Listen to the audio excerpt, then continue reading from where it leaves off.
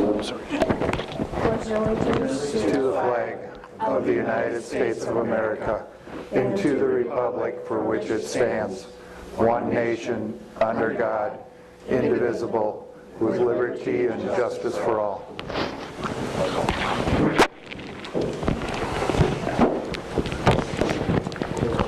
Roll call. Chisholm. Here. Bell Richard. Here. Carlson. Here. Luce. Present. Bergen. Here. Hadley. Here. Johnson. Here. Approval of the agenda. Any additions, corrections?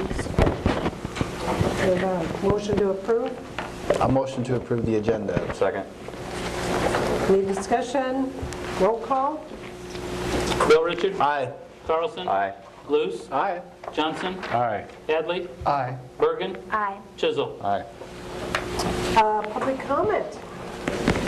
2018 employee recognition. This is cool. We've got a whole course over there. Really cool.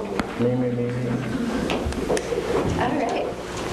Well, each year about this time, we like to take a few moments to recognize. You want to pull the mic over one? We like to take a few moments to recognize and give a word of thanks to employees that have had like a milestone 5-year, 10-year, 15-year anniversary throughout that year. So this year, a lot of these folks have had those anniversaries. So we have Jeff Odie, he's with our fire department.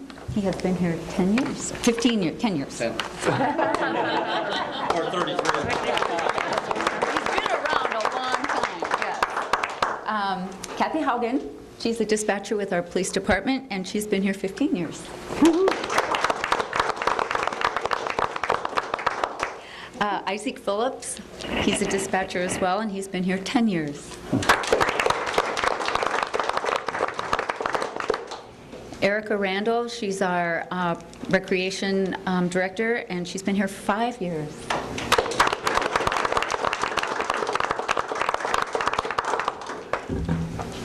Mandy Groth, she's a police officer. She's been here 15 years. And Darren Sander, he's a fireman. He's been here 20 years.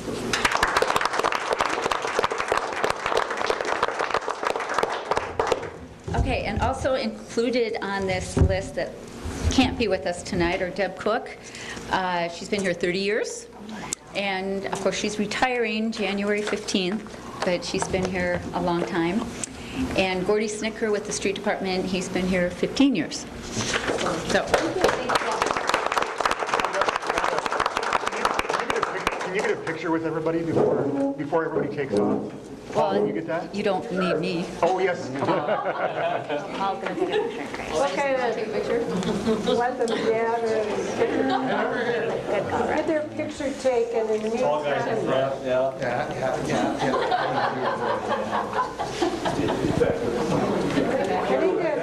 Come on.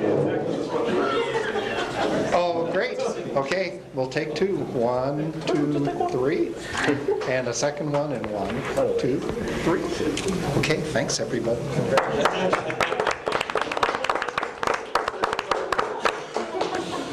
That's great. It's great to have longevity in the departments, and it's great to have them here to receive the recognition. Yes. Is there anybody else who wants to speak to the council that's on anything that's not on the agenda? Okay, consent agenda. Consent agenda consists of the minutes of the December 3rd, 2018 meeting. Claims. Consider applying for membership in the STAR Sustainability Program Communities at $1,000 for annual membership. Renewal Class B hotel motel license for Hotel Winneshiek, including Sunday sales, outdoor service area. Renewal Class C beer permit for Nordic Express, including Sunday sales. Resolution 2936, setting the date for public hearing on proposal to enter into general obligation agreements for January 7th, 2019.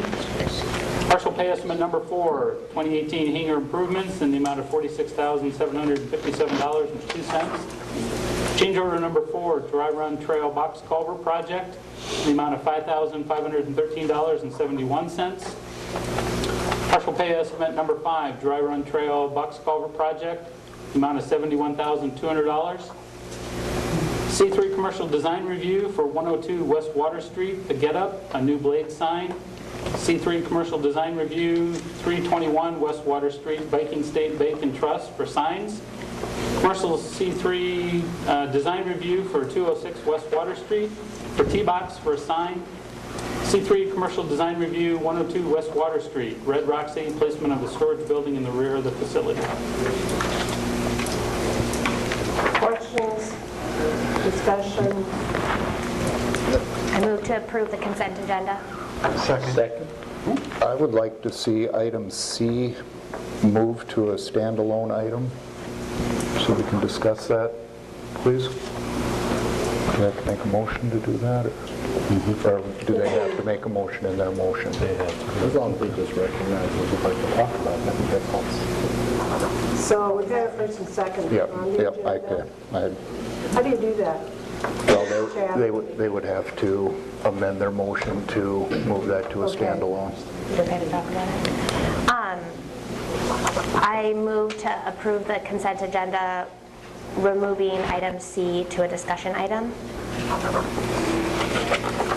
Second. Okay, that being said, any other discussion or anything else? Okay, roll call. Bergen, Aye. Hadley, Aye. Johnson, Aye. Luz, No? Carlson, Aye. Bell Richard, Aye. Chisholm. Aye. Okay, the consent agenda is approved, less item C. And do we discuss item C then at this time? Yes. Okay, item C, consider applying for membership in STAR at $1,000 for annual membership. So what exactly is this?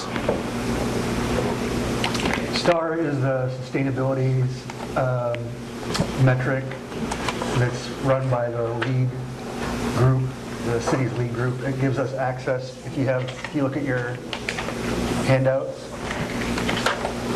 the one that looks like a bingo card are the metrics that are measured by STAR. And the $1,000 is a discount if we sign up by the end of 2018. It's normally a $1,500 value, and we get access to the ARC technology program, which is a $2,500 value for evaluating sustainability performance.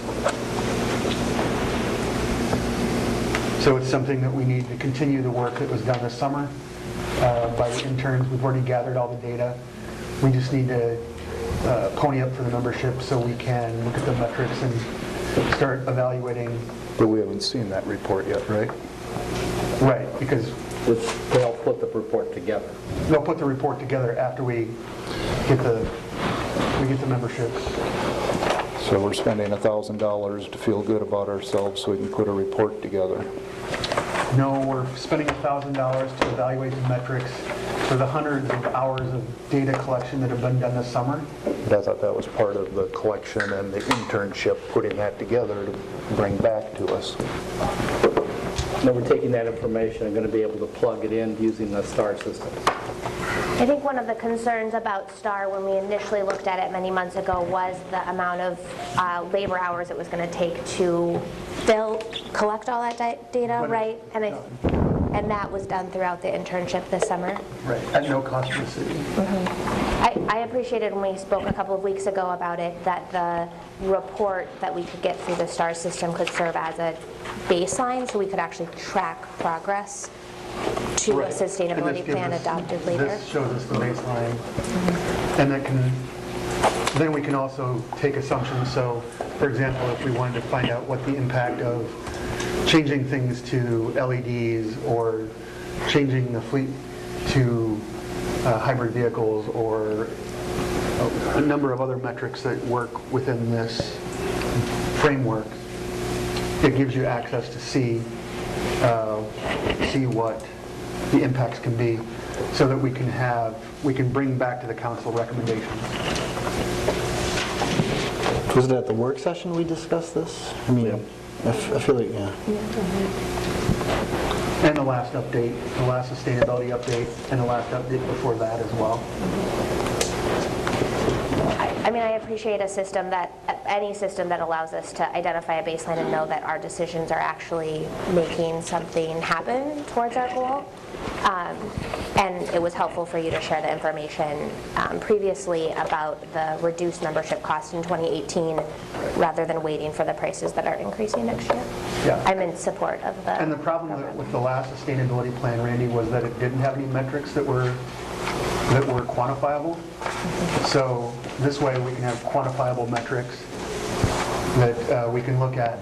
And yeah, we can feel good about it if there are things that we can change, but we won't know that until we have a baseline. Well, ultimately, the baseline's going to allow us to identify those, like you said, and potentially save more than $1,000 Yeah. if we're able to implement some strategies. And they're going to come back with proposals based on our data. Well, after our finance meeting last week and looking at some of the bills that are staring at us, I know $1,000 in our budget isn't a big to-do, but when we've got a possible $400,000 fix on a floor over here and $300,000 for water in one of our buildings, $25,000 for water damage in this building. Personally, and from the folks I've talked with, we need to put our money into our hard goods, something that, down the line that could be good. I mean, If it doesn't save us $1,000, I won't bring it back next year for renewal. well, how do we know?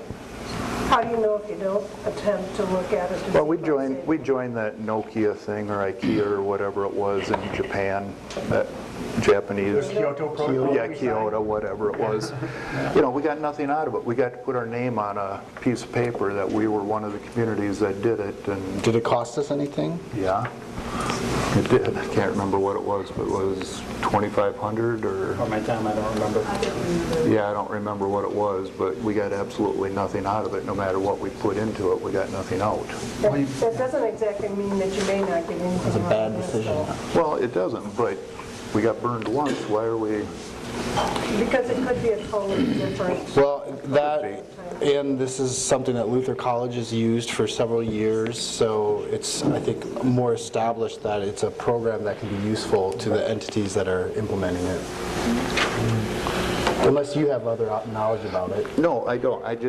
I'm leery about getting into something like this because what you end up doing is spending more money on it, and like your development and buildings, they want more green, sustainable measures put in. Well, if people can't afford to do that, is that going to deter development in the community? Well, we're not going to ask for tacit approval on changing anything. This is just evaluating what we have. It's just like it's paying an engineer to look at the floor in the fire department. It's evaluating the cost of redoing there's a cost of getting knowledge, and this is one of those costs. I'd make a motion to approve item C. Second? Any further discussion? Roll call? Hadley? Aye. Luce? Aye. Carlson? Aye. Bell Richard? Aye. Chisholm? No. Bergen? Aye. Johnson? Aye. Motion passed. Consider review of the 2018 City Sustainability Plan Amendment.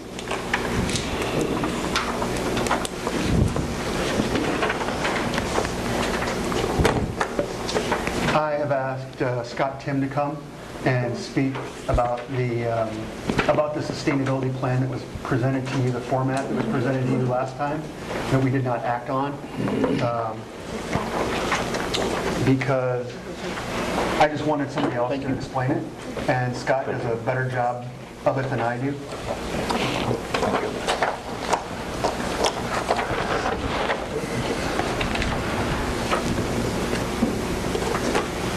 Good evening, everybody. My name is Scott Tim. I work for Iowa State University Extension and Outreach, and we moved to Decorah about a year ago. Ironically, the first time I came to Decorah, I was asked by your former mayor to come and present on Fairfield's sustainability plan. That was back, I think, in 2010, maybe 2011, and I was the city's sustainability coordinator for 7 years in Fairfield, and so what I thought would be helpful, the Sustainability Commission asked me to come and speak with you and talk a little bit about what is a sustainability plan, and I thought it might be helpful. Fairfield is a similar sized city, similar interests in conservation and things like that. So I put together a very short kind of summary of the plan and what we've accomplished and maybe some of the benefits for Decorah. So Fairfield began their sustainability plan in 2008. It took about a year to complete. The plan was funded at that time by the Iowa Power Fund. So if you remember, that was Chet Culver had put together a group, and they received funding to do that plan. The plan team was about 20 people. The mayor appointed those people, and it was a broad swath of community members. So from the beginning, the idea of that plan was to make sure that it was very well representative of the city. People who were from the chamber, economic development, all the schools, public and private, the university in town, they really wanted to make sure that everybody had input into the plan. It was facilitated and written by University of Northern Iowa's Institute for Decision Making.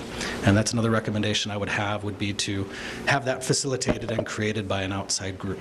It's very helpful, rather than having people who are in the community already embedded, to have kind of an outside group doing that facilitation. The Go Green plan had over 100 strategies and goals. They spanned all the departments of the city, and so the city was very much involved in that plan, but then it also reached out to the business sector and residential sector and all of the schools. It had categories such as energy, community and culture, economic development, land use, buildings and transportation. It was a very broad plan and vision for the community. And from the very beginning, the idea of the plan was to make sure that there were goals and strategies that everybody could agree on. Everybody can agree on conservation. Everybody can agree on resource management. And the city, especially in terms of conservation of money and resources that the city has, there were a lot of places for people to agree on.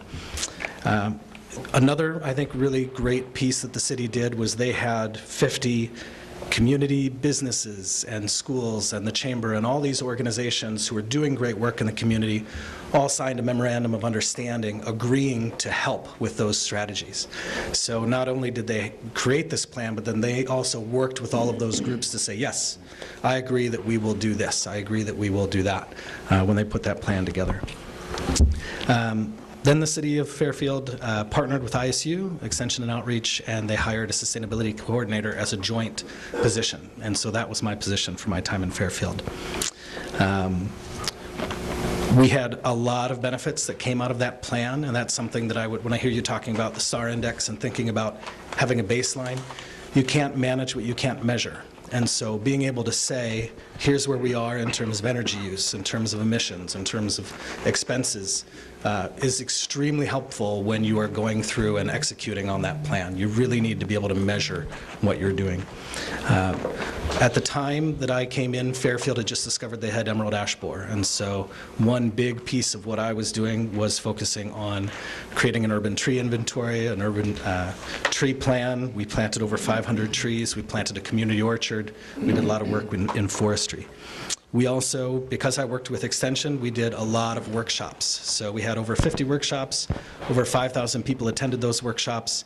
They spanned topics from solar to backyard chickens to how to garden in your property for the farmer's market. It was a very successful group of workshops that we ran. Recycling rates increased by 67%. It was a really incredible momentum behind recycling. I think maybe one really big piece of this that I would also highlight is that we were able to raise over $1.4 million in grants. So when you have a very well-articulated plan and vision for the community, talking about here's how we want to conserve resources, here's how we're looking at being more efficient, here's how we're planning to be a more healthy community, it allows you and it opens up the doors to a lot of grant opportunities. The city, again, that included a $1 million revolving loan program, so that all of our local banks participated, wrote a grant together, received this loan, and that money is continually used to put up solar panels, put in more efficient appliances, all that kind of stuff for the community. It was a great resource. The city, in addition, reduced their energy use by $81,000 a year. So again, in that measuring and really looking at how do we use our resources, where are there places where we can be more efficient, it was very helpful for the city. The community, as part of this, we did a 2-year energy efficiency drive. The community had an annual reduction of 7%, which Lion Energy calculated to be about $1 million a year, is what the community was saving in their energy use. From my perspective, I think the benefits for Decorah in relooking at your sustainability plan and creating a plan is to ensure the long-term social, economic, and environmental health of your community. So looking at how resilient are you as a community, looking at weather, looking at climate, looking at your use of resources, looking at your budgeting, looking across departments, what are ways that everybody can work together to create a better community. I mentioned the grant writing opportunities. It really allowed us to submit a lot of grants that brought in a lot of great programs and resources for the city. Doing that coordination across departments, I think, is really helpful. It's really important that all the department heads are working together and revisiting this and working with the city manager. It is very helpful to do that. And I think really embedding that, this idea of sustainability and having a plan that everybody agrees on and working on it keeps it from just being a plan that sits on your shelf to something that you're actually working on frequently. There are a lot of fantastic organizations and groups in Decorah that are doing really great work, and this is an opportunity for those people to communicate and work together and find some common direction in areas. And I've noticed since I've been here, again, I'm new to the community, but I've noticed there's a real swell of enthusiasm across the community thinking about sustainability and talking about this plan and bringing it forward again. And in my mind, this is a great opportunity for the city to take leadership and step forward and create a plan in an appropriate way. So a big piece of what I learned as a sustainability coordinator in Fairfield, there were a lot of things that weren't appropriate for the city to be working on in sustainability. There were a lot of things that were. What are those things, and how can the city be a leader in thinking about sustainability? So that's really all I have. I wanted to be very brief. I have my contact information at the top if you have any follow-up questions.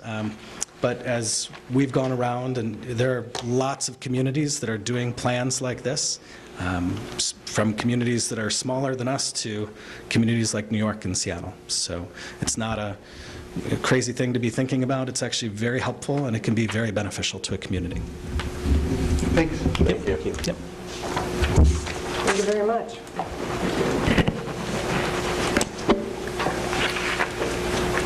Consider waiver of sidewalk requirements in reference to 710 Vernon Street.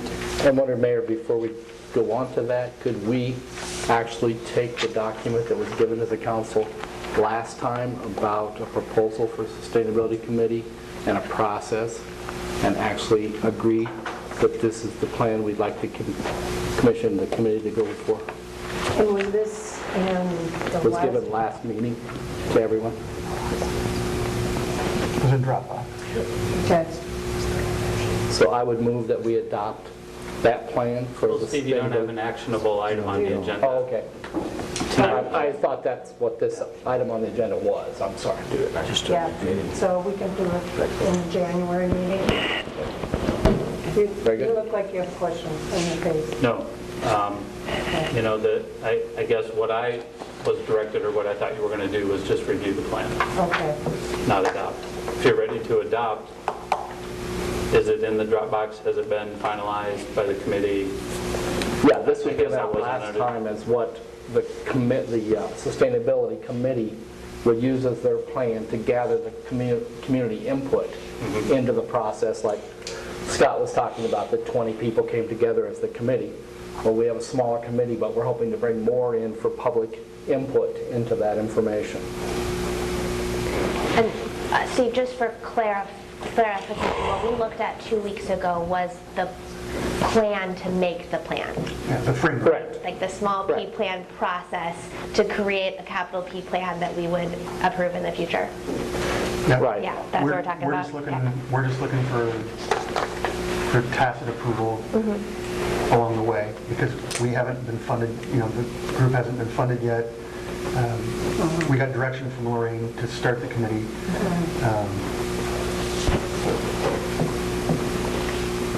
Since there is a bit of confusion, I would recommend we put it in on the January meeting. Does that sound realistic? Right. I guess my question is it ready for adoption? Has it been vetted? Have all the council members had a chance to review it? It was given to them 2 weeks ago at the last council meeting, and we talked briefly about it in the process that we were hoping to start with the January 5th meeting. So that's why we were trying to. I am not ready to vote on it. It's not. Would you I have be no on problem January putting it off. I'm 5th? just saying that we're wanting Yeah. the committee to have authorization to follow something that So, we agree with. is it appropriate, Dan, that was a yes, you would be ready on January 5th to vote on something, but not today? Correct. So Steve and Ross, with your liaisonship with the committee, would you accept feedback from us over like the next 7 days? And then after that point, whatever would be ready to come to us on January 5th? Yes, Yeah, I with do. the understanding that you've been given this 2 weeks ago, that you would be looking at it, so that Without a specific call to action, though. I get that there's confusion. Right. Yeah, that's why I suggest we do it Just the middle road in there. January. It's just harder when things are not resolutions or ordinances to act on anything within a council meetings concept, but yet still get support of the council in an open forum. It's not clean, so that's why we're asking for it this way.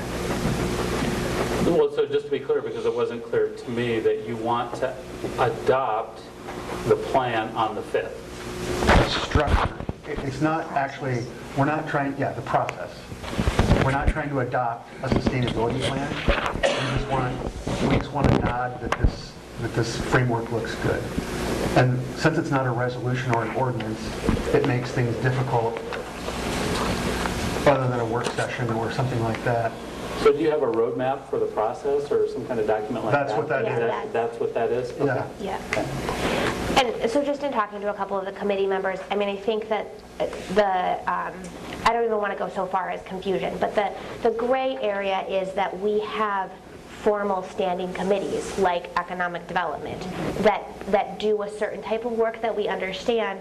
We also currently have a couple of these small C committee task forces out there, and I think the question is, how does this table say, yes, we are endorsing the process that these sort of looser task forces are doing?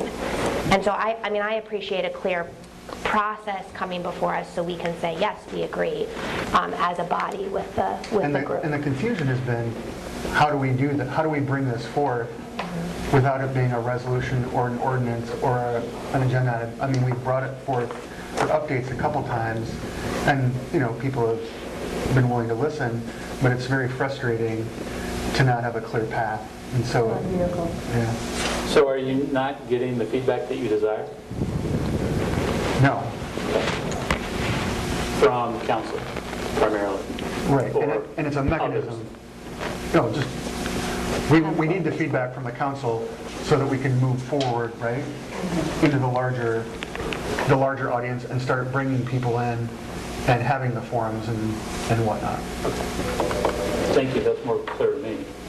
So hopefully I can help you right. But it'll become more clear if you look at the thing that was presented 2 weeks ago, because it does break it out into sections and whatnot.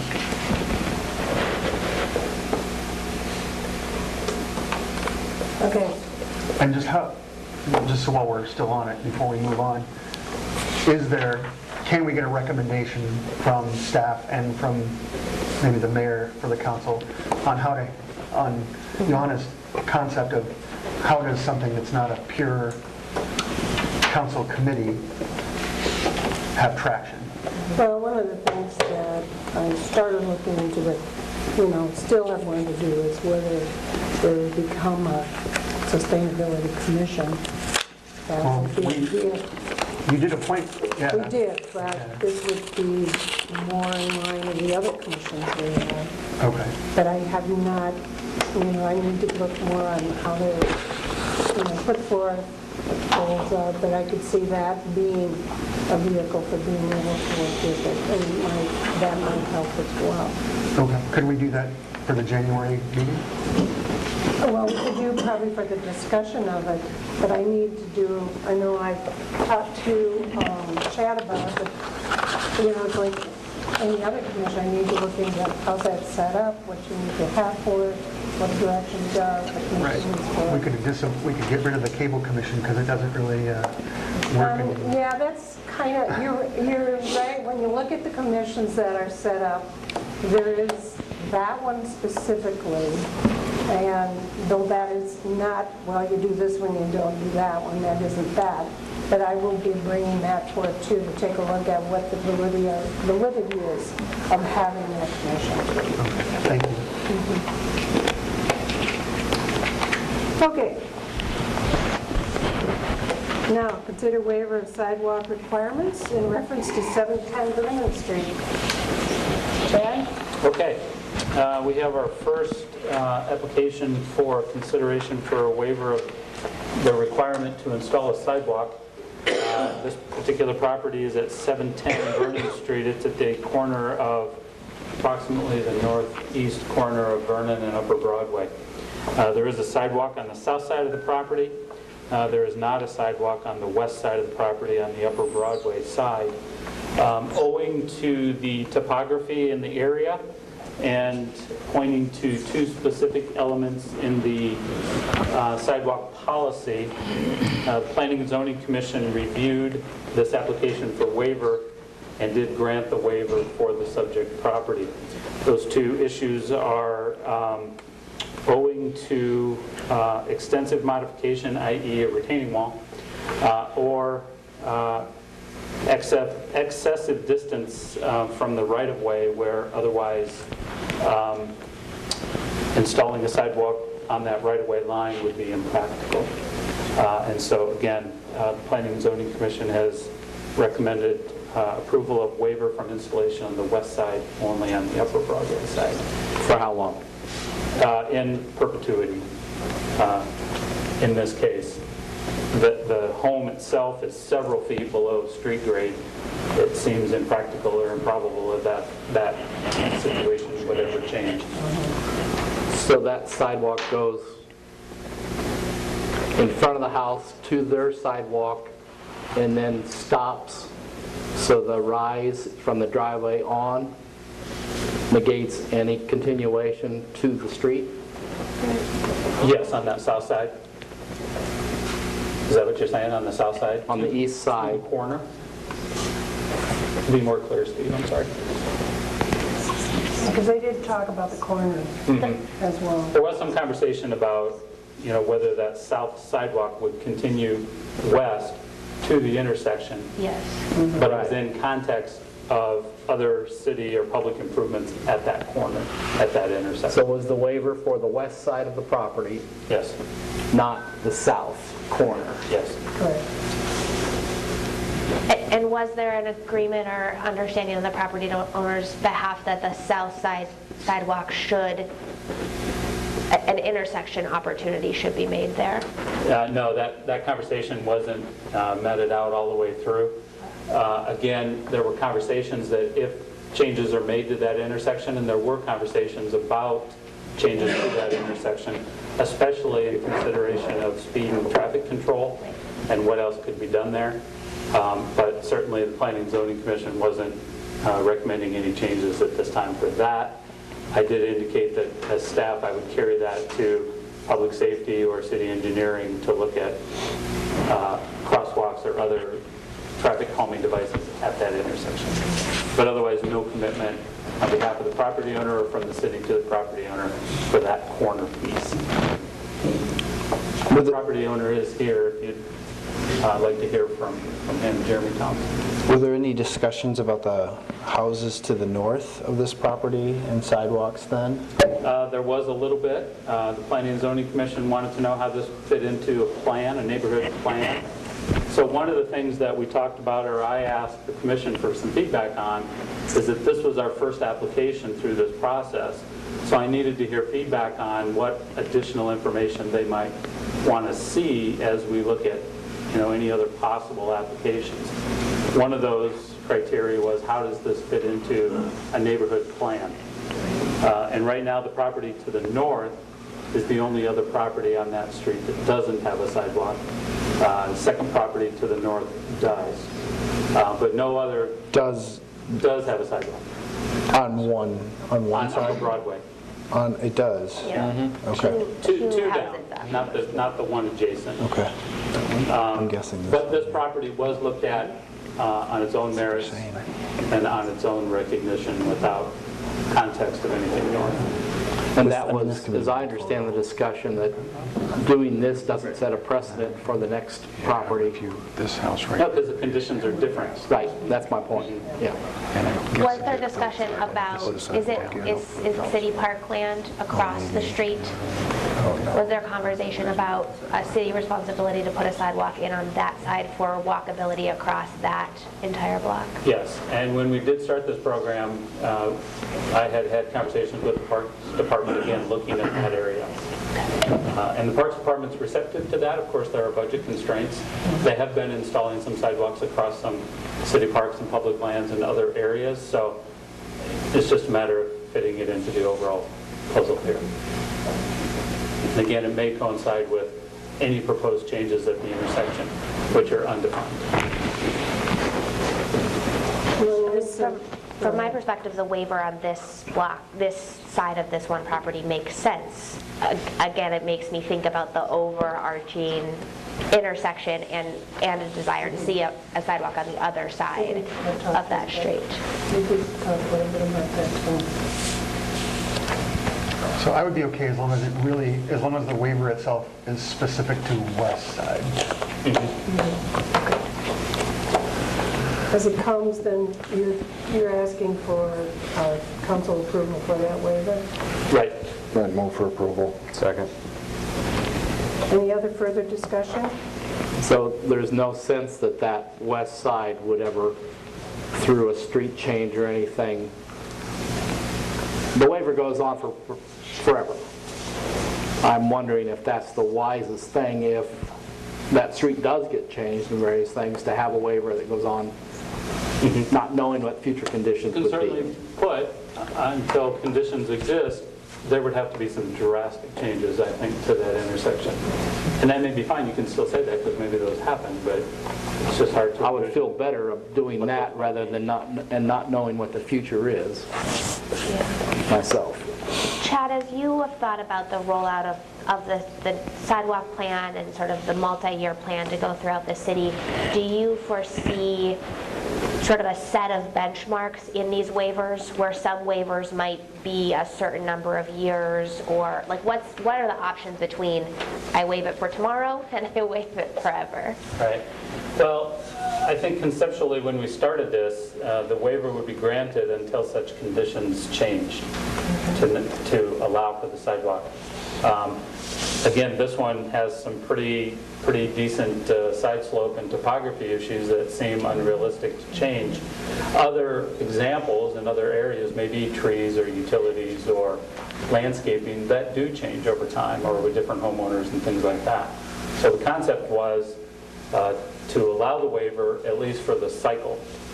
And as we went through cycle 1, 2, 3, 4, 5, and then came back to cycle 1 again, the first thing you do is pull out the waivers and reconsider. Right. Right? Yeah, that makes a lot of sense.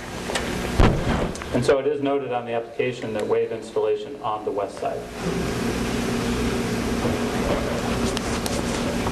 And I'm sorry, who seconded that?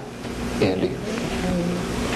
I would still suggest we say until such conditions may change that warrant inclusion.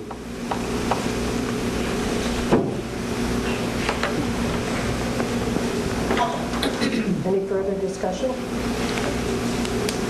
Roll call? Chisholm? Aye. Carlson? Aye. Luce? No? Johnson? Aye. Headley? Aye. Bergen? Aye. Bell Richard? Aye. Motion passes.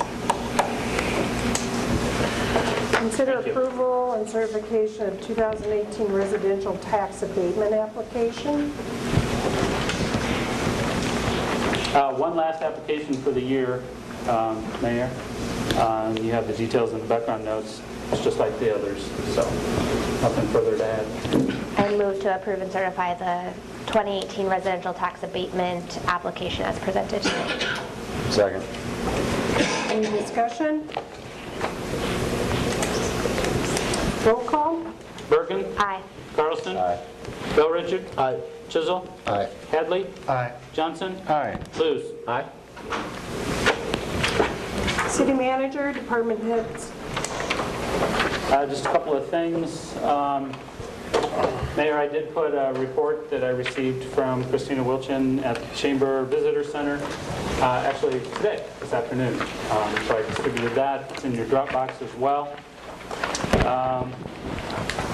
And with that, I guess I just kind of wanted to take a minute and talk about year end. A few projects that we worked on during 2018. It was certainly a busy year. Started out right out of the gate with the new council. One of the first things that we worked on or were finishing up in January of 2018 was the new Decorah Ford store. We moved right into the electric utility referendum, sidewalk policies. We saw new construction begin on Viking State Bank building and new construction finish on St. Ben's and their parish hall. We had over 15 new housing starts. And we spent a considerable amount of time reviewing the Menards application in 2018. 2019 promises to be just as exciting and entertaining as we focus, especially with the Planning and Zoning Commission, on comprehensive plan revisions. We hope to wrap that up in 2019. We also hope to wrap up the FEMA firm mapping, our national flood mapping. Hopefully FEMA can pull that together in 2019. We also look forward to some promising new development around the Marriott Fairfield Hotel property on that southwest corner. And we continue to have exciting news and changes with our staff, department heads, and elsewhere in the city. So with that, Merry Christmas and Happy New Year. As well. Department heads.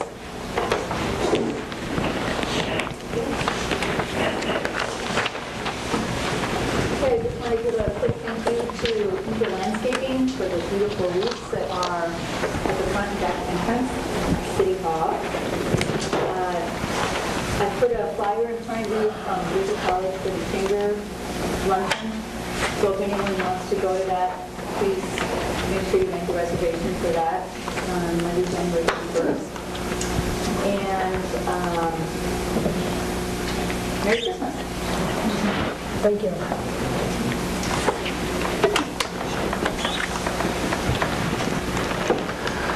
Just give an update on the sound. I did request, It works. So I should hopefully have those quotes next week. I'll just get them sent out and continue to work with the mayor and city manager on that.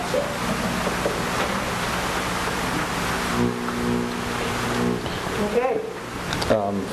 Finance Committee met last week and went over some of the needs that we need to do with our facilities and assets here in the community, and came up with a plan. We'll keep fine-tuning that, more to come. Wanda and Chad and staff are starting to work on budgets. In January, we'll get the budget meeting set. And other than that, I just want to wish everyone a Merry Christmas and safe travels. Dan? There's going to be an economic development meeting right after this to talk about the residential tax abatement program. Andy? Nothing at this time, Mayor. Happy holidays to everybody. Steve? Was able to take part in a presentation to the Lions Club regarding the community visioning program that was put forth. Had a very good receptive audience toward asking questions on various things. So I encourage any other groups that would like to have a presentation to let us know. Thanks to everyone, Darren, I think, and others who let all of the little John Klein Elementary kids climb over your vehicles and take pictures with you on the Walking Kindness school bus. I had a very happy 7-year-old. And happy holidays to everyone. I met with Chad, and we tentatively went through some 2019 street projects that we'll be bringing to the street committee based on feedback from the street department employees, the community, and other staff members. Merry Christmas. Hey, 6 months. Your first 6 months, it wasn't that bad, was it? I look forward to working with all of you next year, and I wish you happy holidays. Motion to adjourn? So moved.